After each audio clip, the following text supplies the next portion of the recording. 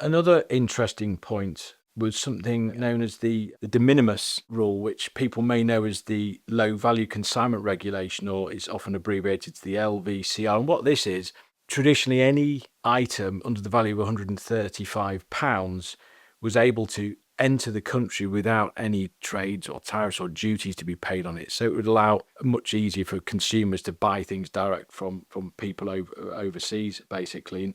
But what we've seen in recent years is the massive growth in companies like Temu and Shein that are pumping stuff into the marketplace without these tariffs. People are going on and buying £20, £30 items, and they're just coming direct in from the countries, which is great for the consumer. But Reeves has obviously seen that this is damaging for businesses, and we speak to business owners and we hear it, especially like in the clothing sectors, they just cannot compete.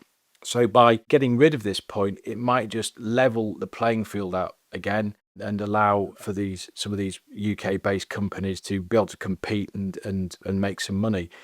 The other important point to make about the de minimis rule is that it's the impact on the wider economy. What it tends to do is it cuts out the supply chain. So what people perhaps don't recognise when they're buying their clothes or their item direct from overseas is that it's not touching the UK soil really in terms of the supply chain, or it's not generating a profit for business. So from a sort of macroeconomic point of view, having the trade on UK soil, encouraging that back home, is going to mean it's going to create jobs, and it's importantly going to create profits, which in turn the exchequer will be able to tax, and we can all benefit as a country, not just the small business.